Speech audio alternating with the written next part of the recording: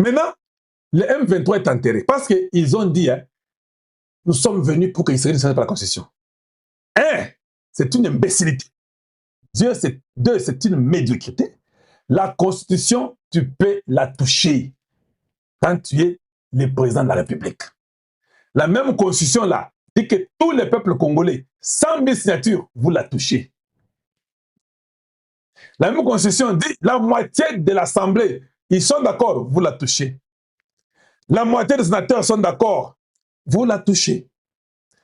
Un fou voyou qui est en train de soutenir les Rwandais, qui s'appelle Nanga, vient dire que non. J'ai fait cette guerre parce que Tshisekedi veut toucher la Constitution. Bêtement, les gens acceptent. Parce que la guerre avait commencé quand Tshisekedi n'a pas de la Constitution. La guerre a commencé au premier mandat. Nous connaissons vos techniques stupides là. La guerre a commencé au premier mandat. En 2021 vers la fin. La guerre commence. 2 ans au pouvoir, la guerre commence. La première année, FCC cache. Quand il rompt, FCC cache, Toumbe Bandi. Nanga est venu 2 autres années après. Oh non, tu sais que la Constitution, c'est pourquoi nous le faisons la guerre. Non, Nanga, toi tu es un pantin. Les M23 avaient déjà commencé la guerre avant toi. Toi, tu les as rejoints. Nous avons vu quand tu les as rejoints. Voilà comment on vous joue. On joue avec vous. Bassara Nabino. Bon, maintenant que le Rwanda a supplié, je dis, a supplié les Américains, Kagame, il s'est agénué. Il a demandé que non. En tout cas, je vais me retirer.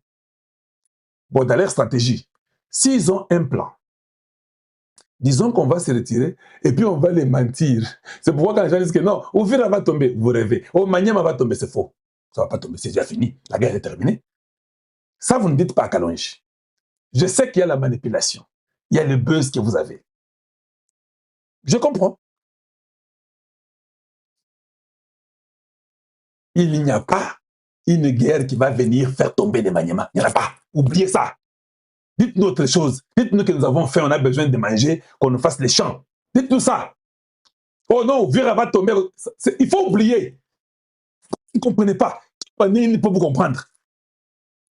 Même quand vous lisez seulement les événements, vous ne comprenez pas que c'est impossible maintenant. Entre-temps, nous avons les Black Warriors. Entre-temps, nous avons l'Africom. Entre-temps, on ne peut pas mettre les bases militaires américaines au Congo. Entre-temps, on a l'intelligence des Américains, on partage. Quand on n'en avait pas, nous avons fait 4 ans. C'est quand nous avons les Américains, certainement que tout le monde sait dans le monde que les Américains sont avec le Congo. C'est quand vous vous dites que non, ils vont encore reprendre Uvira et puis ils vont encore reprendre Maniema. Vous êtes malade ou quoi? Rapo Bakolia, Bakolapa.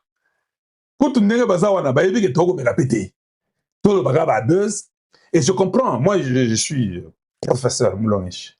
Je comprends que comme les Rwandais vont se retirer avec les militaires rwandais, ils sont en train de vouloir se retirer déjà, il faut que les M23 qui restent, qui est une coquille vide, doit un peu dire que non, ouais, non on va aller à Ouvira comme ça. Ils savent que Bakendete. Quand les militaires rwandais partent là, c'est les M23 au fait qui partent. C'était juste les noms qu'on vous avait donnés. Tous sont des Rwandais. Il n'y a pas un truc de Congolais là-bas ou non, nous les M23 comme ça. Je me pose seulement la question, Nanga ira où? Parce que Nanga, nous allons les mettre hors état de nuire. On ne va pas pardonner. Soki Nayoki, Nalobi, Soki Nayoki, un Congolais venir nous faire comprendre que non, Azamo Namboka, Soki Nayoki, si j'ai les moyens, je vais te faire arrêter. Il faut que cette stupidité-là cesse au Congo démocratique. On ne peut pas tuer des mamans et des femmes et des enfants et des filles et nos soeurs. On tue, on les humilie. Écoute, toi tu peux m'insulter, hein, mais il ne faut pas toucher aux femmes. Hein. Ça je vous l'ai dit. Hein. Tu peux m'insulter, je m'en fous. Vous m'insultez chaque jour ici, non? Boranga, boranga. Mais quand vous touchez aux femmes congolaises, quand vous détruisez la dignité d'une femme congolaise, je suis votre ennemi. Je ne vous pardonne pas. Parce que ce sont eux qui sont mes mamans. Ce sont elles qui sont nos femmes. Ce sont elles qui sont nos sœurs, nos grandes sœurs, nos petites sœurs. Ce sont elles qui font la société congolaise. Dis-nous, si on te pardonne, nous sommes fous. Nous sommes fous. Il n'y a pas de pardon. Il faut oublier, Bobo, il n'y a pas de pardon.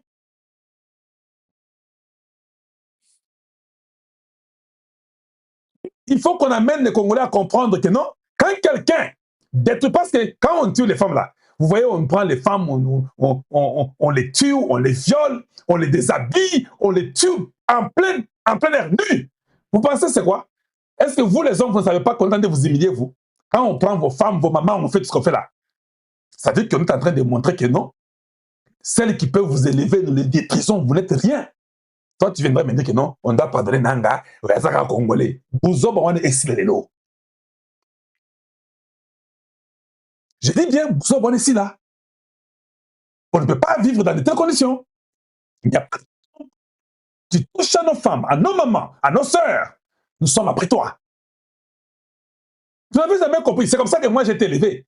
Je ne dis pas ça juste pour vous faire plaire. C'est comme ça que j'ai été élevé. Quand moi, j'ai été élevé, quand tu vois une femme nue dans Zéla, on amène les Maputa, même une maman qui a porté super hollandais, ce qui voit que nini, à côté quand elle écoute moko à cause de pour aller couvrir la femme. Mais quand on voit les hommes nus, il n'y a rien.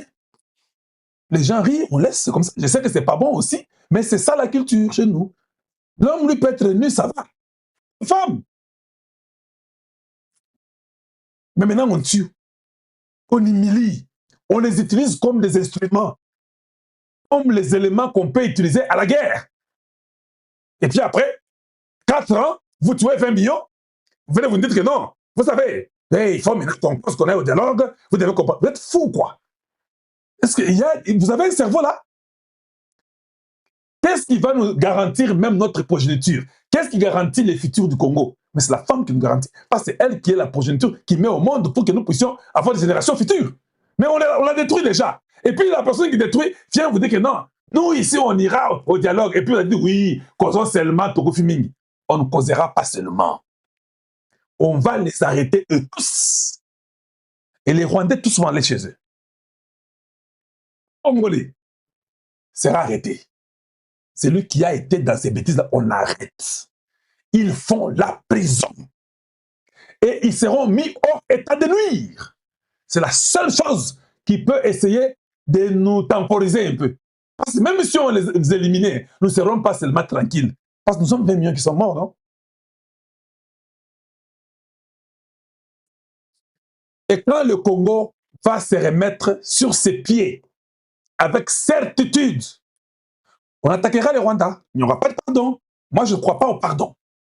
Je vous l'ai dit, je ne crois pas au pardon. Ce n'est que Dieu seul qui pardonne. Sur la terre, on ne pardonne pas.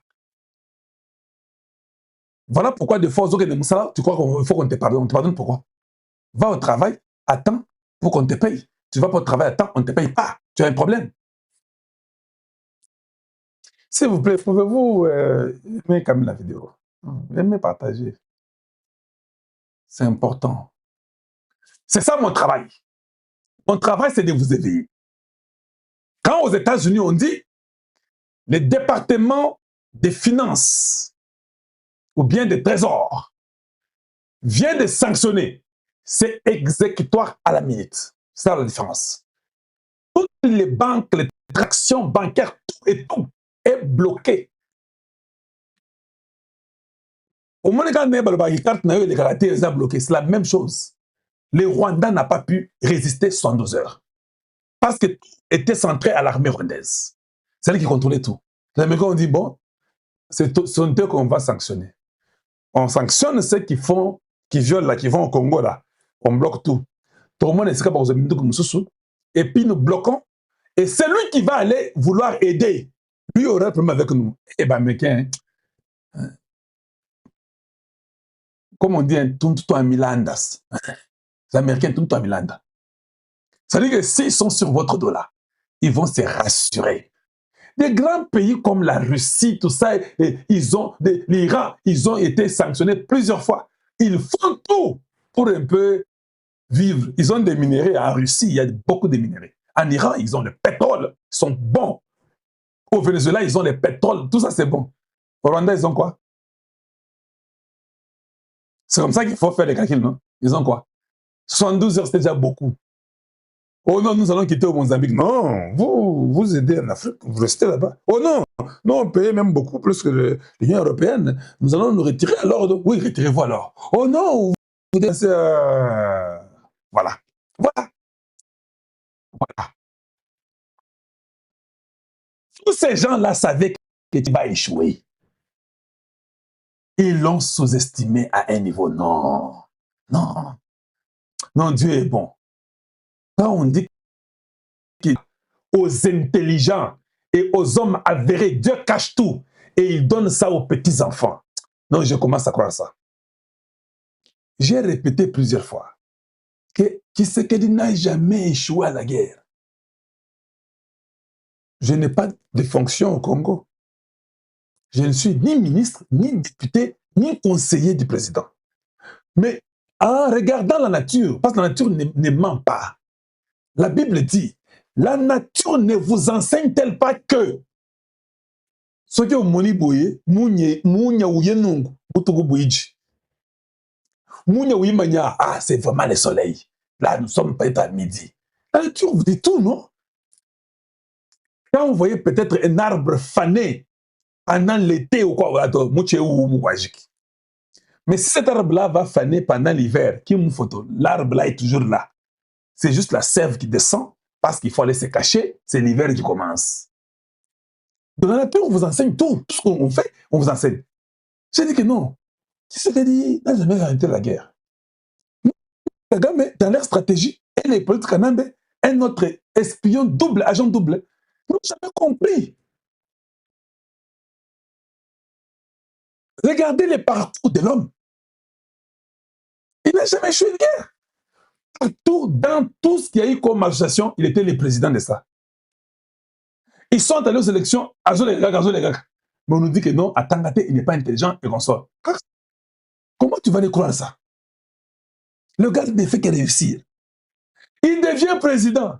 Ça, les gens ne comprennent. Oh, non! Quand il dit que non, ok, la Sénégal commence à attaquer. Je dis, hey, vous n'avez pas compris le jeu. Vous n'allez pas l'avoir.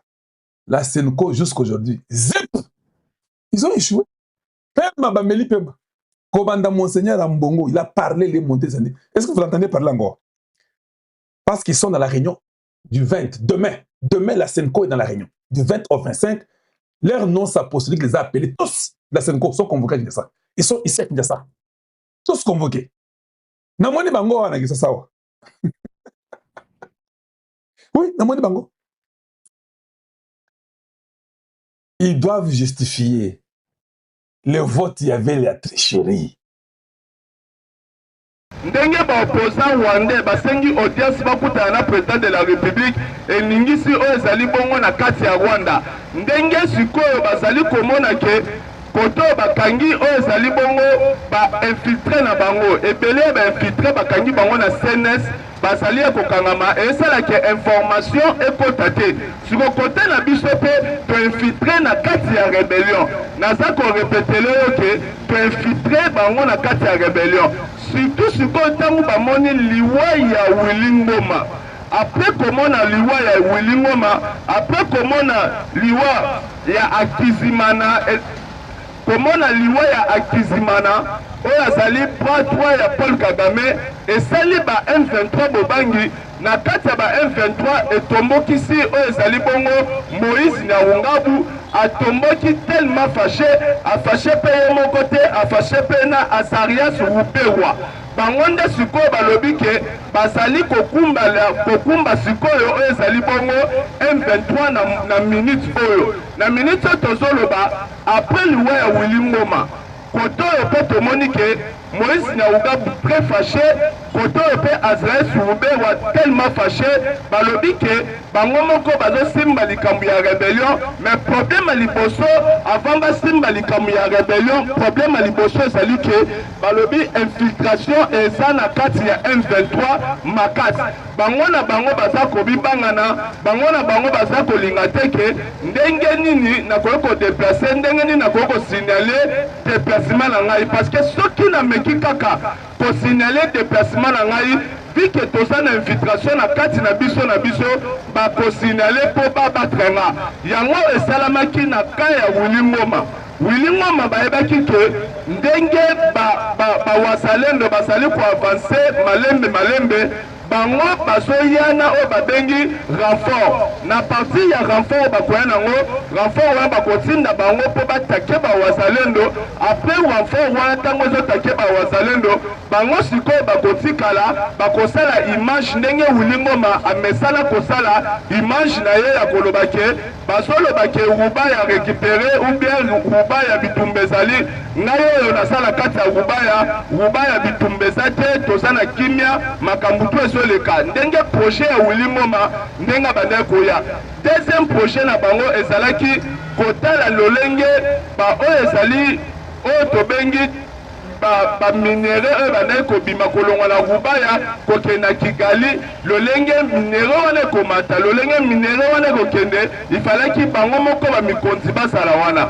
Mais sikoyo selon Azarias Rubewa selon Moïse Nyawungabu bazali kopense ke ezali na bato bainfiltraki bango bato wana nde bazali koinforme oyo ezali Kinshasa ke na minute oyo na délégation ezali koya ezali bongo na Willy Ngoma pe na kati ya mutuka boyeboye Willy Ngoma azali bakonzi mosusu baza na kati ya bamituka wana ezali bango balobi ke ezali information exacte bayebisi bateki information ndenge babatre oyo ezali bongo Willy Ngoma. C'est pour cela bango nko bazozwa oyo ezali bongo commandement ya M23 balobi ke il faut babanana kotake oyo ezali bongo ba infiltré na kati ya M23 soki babandi kotake ba infiltré na M23 nazoyebisa yo Daniel Safu akoti M23 akoti rébellion na moment mabe tango bango bakomi komona ba infiltré partout même si na Pongi déjà bazomona ke tango bino bozalaki te avancer na biso ezalaki ndenge mosusu mais tango bino boye tozomona sikoyo ekomi ke bakomi kobeta biso calculer donc eza bino nde mutu boza koya koteka oyo ezali position na biso à part Daniel Safu ezali na Ibalaki oyo azalaki ambassadeur itinérant ya chef de l'État tango akatisi parce que balobaka ke na baba tous les coups ezali permis na politique même muto aza amina akoyo kosala ope oyo pasaki te donc bango bazomona ke tanto eza bato wana bayaki apres koya bato wana nde esali ke infiltration ekota na kati oyo ezali bongo ya M23 nde sikoyo balingi ke babanda kosilana nanu na bainfiltre au moment mpe oyo bakobanda kosilana na bainfiltre ezali mpe kaka même moment oyo ekosala ke soki babandi kosilana na bainfiltre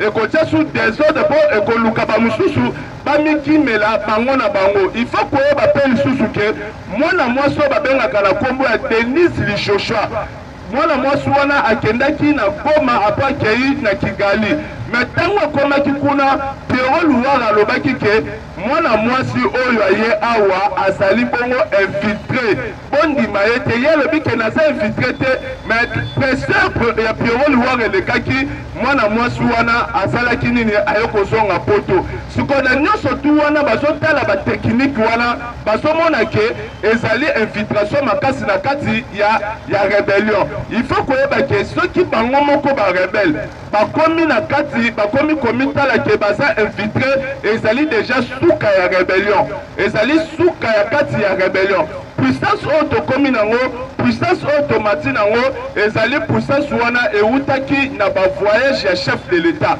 Tango chef de l'État azali kovoyager mutu nyonso tu atombolaki munoko na ye mpona koloba ke trop de voyages bavoyage eleki ebele ezali kodepanse mbongo ya l'État bavoyage wana ezali kosala ke ifalaki même batonga nzela ifalaki même basala eloko boye bavoyage wana elekaki makasi yango mutu ezoboma oyo ezali mboka na biso à cause ya bavoyage.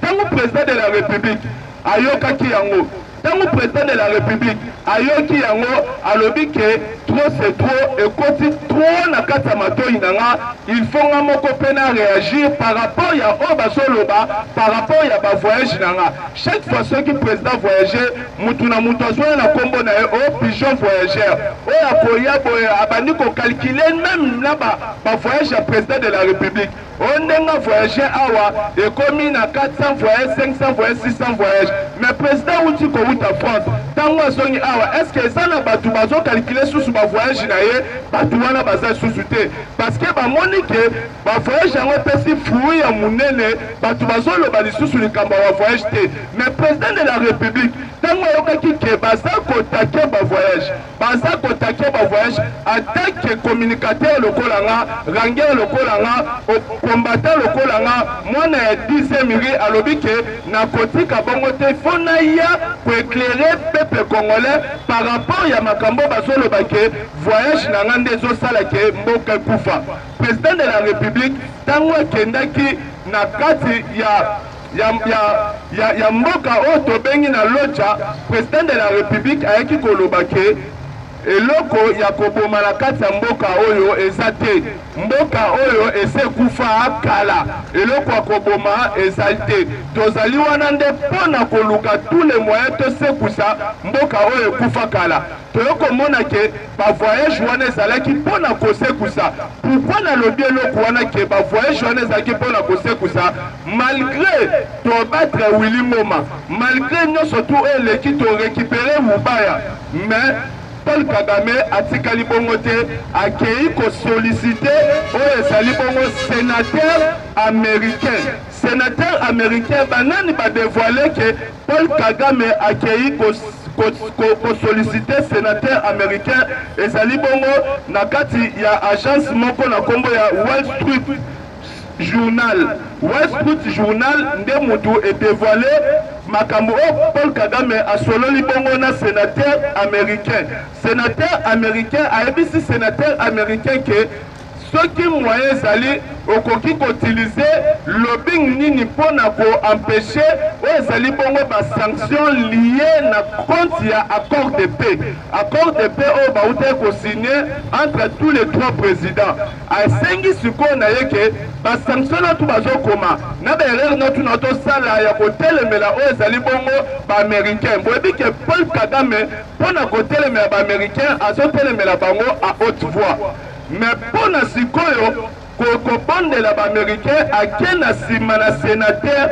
oyo azali na kombo ya Lindsey Graham bon eza kombo ya anglais po comprendre ngai sikoyo nazoyebisa yo asololi na ye peke inde kokende ti na kati ya kosala lobbying tango asali lobbying wana eluki nde baproblème na kati ya lobbying wana selon oyo ezali bongo journal Wall Street balobi ke baye koyebisa na sénateur wana États-Unis d'Amérique moyen ayoka Paul Kagame eza te mpona deux choses.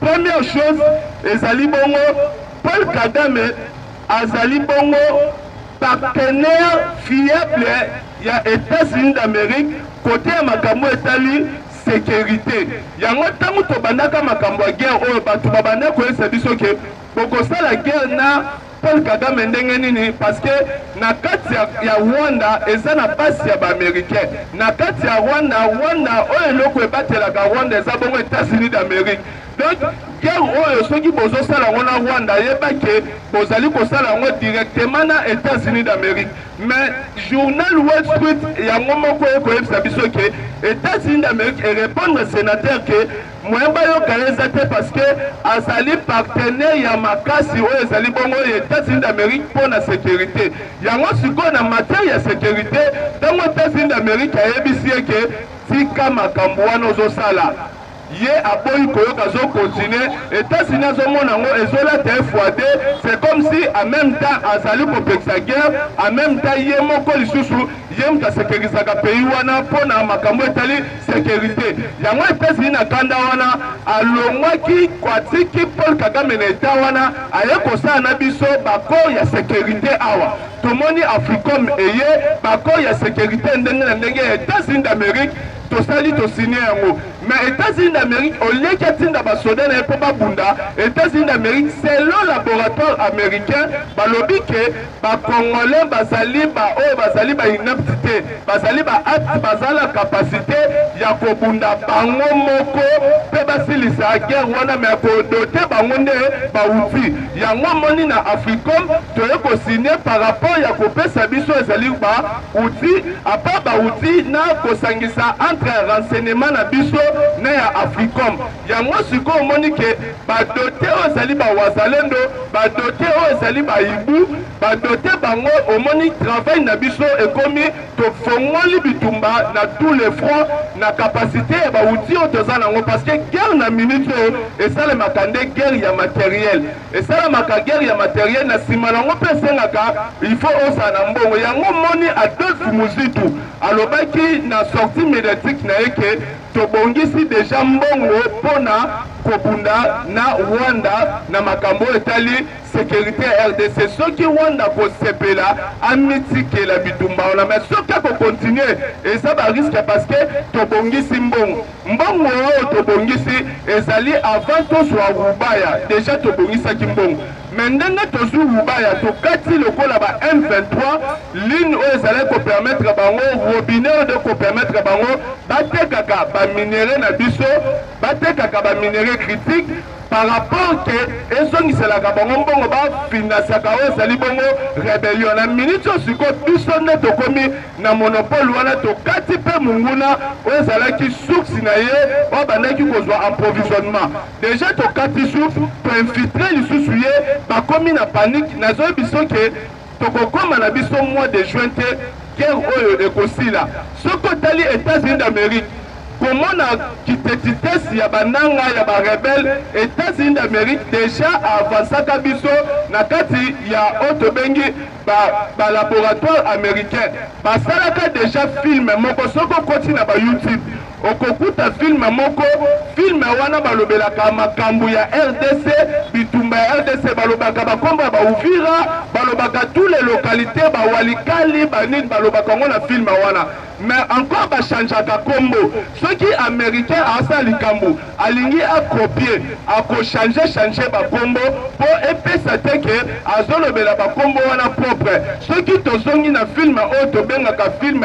Empress des Zamunda film wana balobelaka Mobutu balobelaka makambo nyonso tu ya Mobutu mais au lieu que batia Zaïre na film balongoli Zaïre batia Zamunda égale Zaïre au lieu que batia drapeau wana batia flambeau loboko simbi flambeau balongoli drapeau ya loboko simbi flambeau ya vert batia kaka drapeau ya vert mais loboko ya lion mutu esimbi suko flambeau bazwi monnaie ya Mobutu ezalaki ba monnaie elongi na ye bango mpe bazwi ba monnaie wana batiango na elongi ya roi ya Zamunda soko tali habillement ya roi wana na chapeau na ene nyonso to abande kolata lolenge ya Mobutu en plus balobaki pesi wana ya Zamunda awuti wapi awuti na kati ya Afrique donc babande kolobela Zaïre parce que Zaïre ebande kopese lelo la situation sécuritaire ya mboka na biso bazali kolobela na film wana ba américain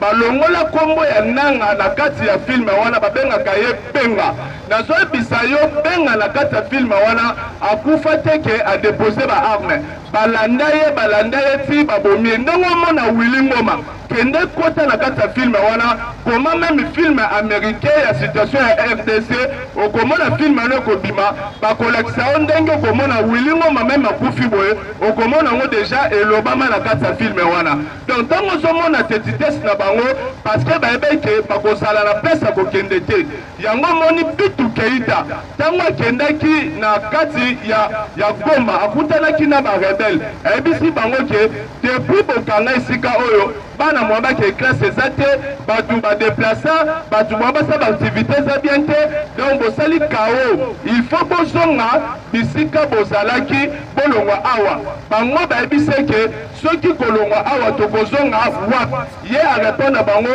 avant awa bozalaki wapi discussion na bango esukaki kaka wana tokozonga wapi ye palobi avant awa bozalaki wapi vike bamiyebi esika te ndomoni babande kokende sikoyo na système ya bombardement kote Paul Kagame na ba-américain esimbeli ete balobi ke ndenge aza wana na makambo ya sécurité toza na ye na makambo ya sécurité ntango toyebisa atika ifalaki atika na deuxième balobi ke baza na ye na bakor oyo ya baminere critique. Donc Paul Kagame atindaka baminere critique na niveau ya États-Unis d'Amérique, na niveau ya Chine, na niveau ya partout na kati ya monde. Yango président de la République na sujet wana yebisaki Paul Kagame ke vu que ozali na carnet d'adresse ya makasi pona nini te to travailler ka na yo na carnet d'adresse na yo to kabelaka pourcentage. Paul Kagame atalaki degré ya taux ya infiltration ya makasi na tie déjà na kati ya RDC.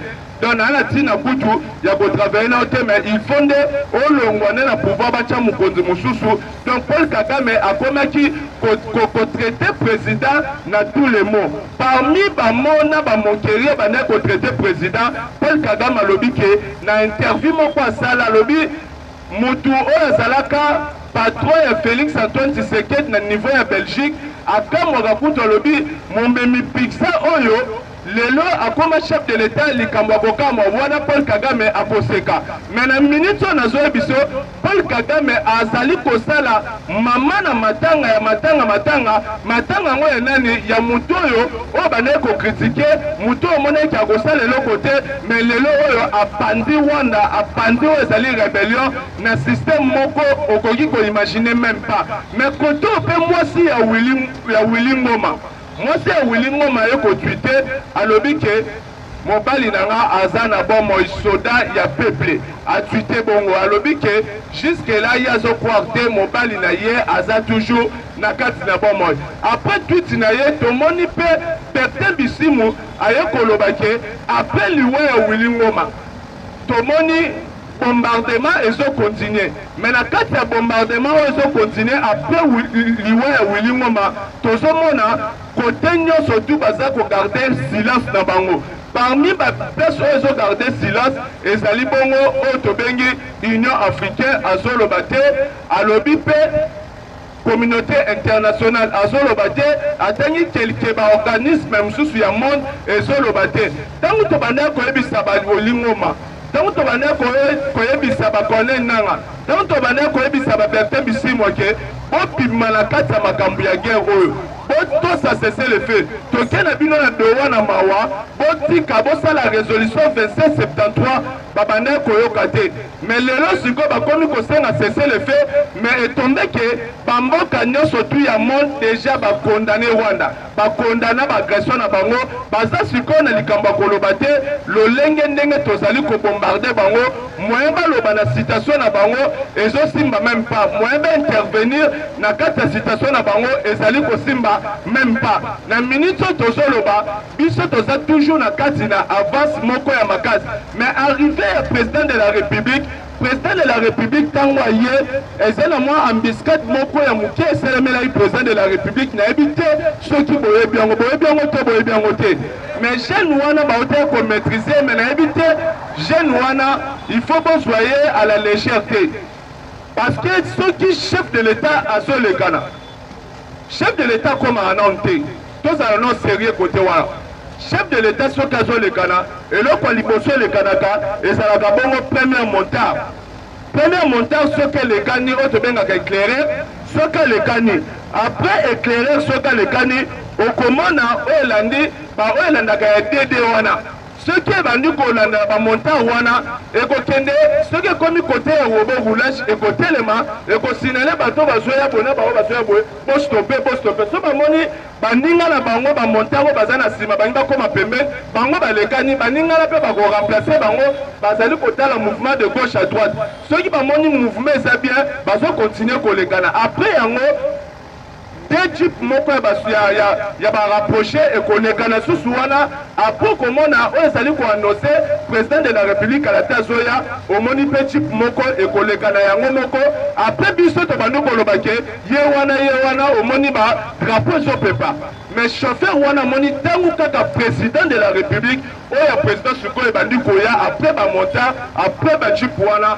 alongoli mbala moko mutuka na ye soki na première amula ye soki na deuxième soki na troisième alongoli 207 eya kotuta na président de la république chance bachauffeur ya président de la république bazalaka bachauffeur moko expérimenté badozaki yango badose vitesse wana parce que soki oyebokanga fre na makambo wana to kobeta mpe dono badose fre moko mystérieux ake mopanzi ake gauche ake droite alali yango na mouvement mosusu esali ke oyo ezali 207 wana aleka na mopanzi mais chauffeur ya 207 wana azalaki mpe expérimenté na kokumba nazoyi biso barapproche ya chef de l'état baforce spéciale wana balandi ye ya kolanda atambusi mpe bango na azali kobalula vola mais na suka nango bakweyaki ne kaka na maboko soki otali ye na leki ekuti na poids mais makambo asali donc eza makambo il faut basimba jeune wana bazwi bakangi ye bakotisi ye na kati